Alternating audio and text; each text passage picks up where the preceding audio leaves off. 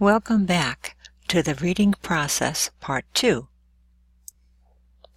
Now that you have a good understanding of the phonological processor, it's time to look at another one. As you have no doubt guessed, the phonological processor's contact with outside information is through speech that has been taken in as language has developed. So how does it connect with the text itself? That's done by the orthographic processor. This is the processor that connects directly to the print. Remember that we had said earlier that each processor was composed of interconnected sets of simpler or smaller units of knowledge. Let's see how this works for the orthographic processor. Initially, the emergent reader begins to associate single phonemes or sounds with each letter. If we remain at this stage of reading development, we would be decoding each word we see letter by letter. This would be very time-consuming and often inaccurate. For example, the word grudge would be read as g-r-u-d-g-e. However, through repeated exposures to text and experience, young readers begin to detect frequently seen sequences of letters and treat them as chunks or patterns, and associates them with given chunks of sounds or pronunciations. These are held in the phonological processor, such as the DGE now being matched with the ch sound, or AT being matched with the AT instead of the individual sound AT. As you know, many of our words are not single syllables, but polysyllabic words. So what about these longer words? How do letter patterns or frequency help with breaking them into smaller chunks or syllables? Let's take the example of DR and DN. DR is a common spelling pattern seen in dreamer and dress, and it always happens within a single syllable. DN, by contrast, rarely occurs within a single syllable, but is commonly found at syllable boundaries, such as in midnight, Sydney, or baldness or kidnap. It's a signal that a long word can be separated at this point. This overlearned knowledge of likely and unlikely sequences of letters or patterns allows readers to break long, polysyllabic words into syllables. Research shows that skillful readers break longer words into syllables automatically during the very act of perceiving that word. This is because of the alphabetic principle. It allows for frequent sequences of letters or patterns to be represented by strings of speech sounds that are chunked as pronounceable units.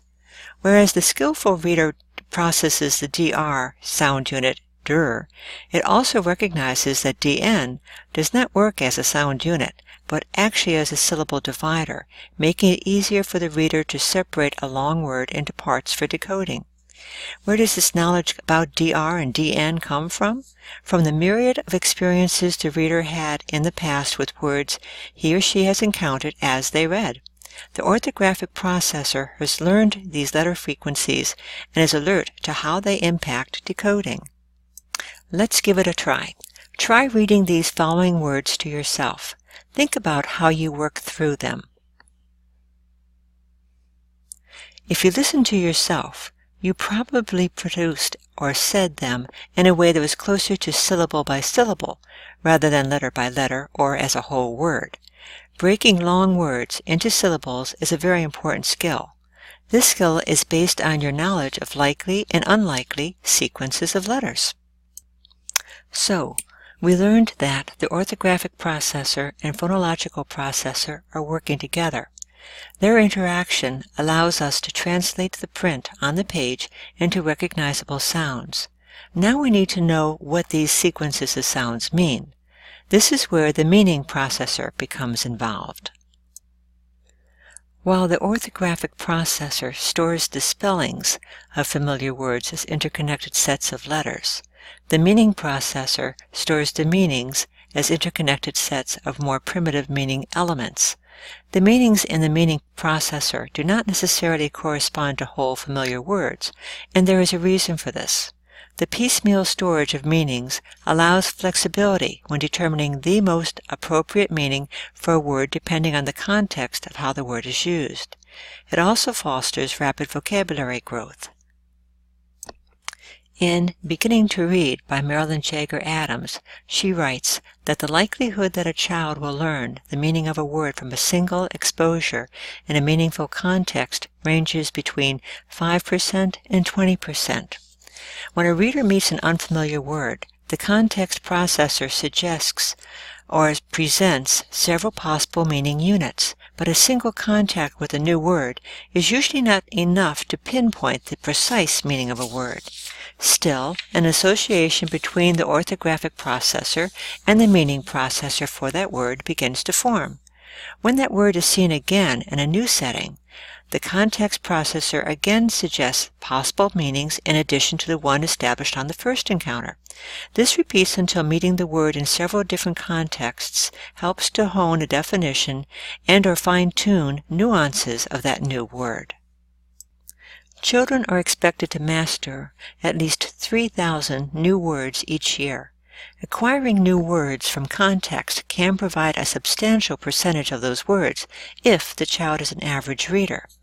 Children reading more, of course, will build larger vocabularies, and children reading very little will often fall behind their peers and work with only limited vocabularies. The direct link between the orthographic processor and meaning processors also facilitates the building of connections between the smallest units of meaning, or morphemes, and their spellings.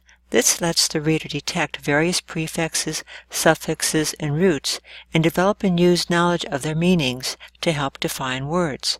Once again, the more we read, the greater the exposure to and use of these morphological structures to decode and determine the meaning of more complex words.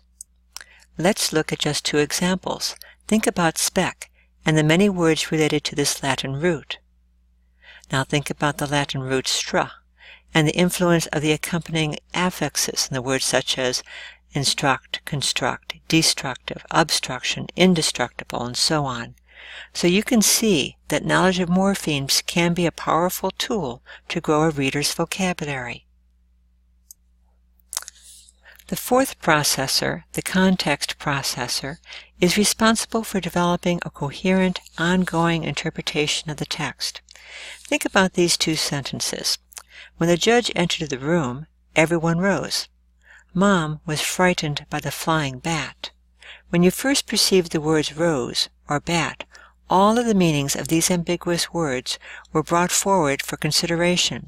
However, within tenths of a second, the context processor selects the most appropriate meaning from all of the alternatives that the meaning processor has presented, depending on the context processor's ongoing understanding of the text. All this happens within split seconds. The orthographic processor perceives the letter-by-letter sequence of a familiar word and merges it automatically into the set of units representing the spelling of the word as a whole. At the same time, virtually during the course of perception itself, through connections to the phonological and meaning processors, the letter and spelling patterns automatically stimulate the word's pronunciation and meaning. Then, the context processor selects the appropriate meaning based on the understanding of the text it has built to that point, so that a coherent message is maintained.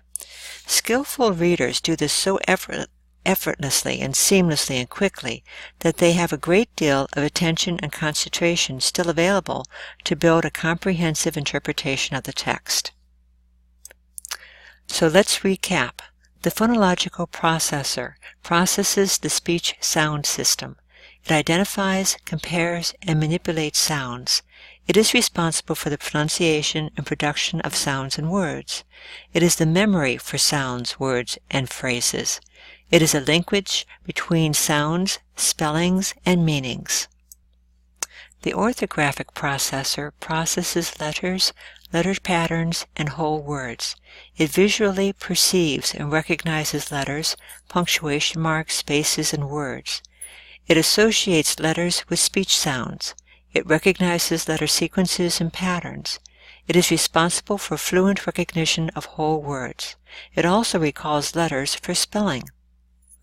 The meaning processor stores word meanings in relation to other words in the same semantic field, categories and concepts, examples of words in phrase context, the sounds, spelling, and syllables in the words, and meaningful parts such as morphemes.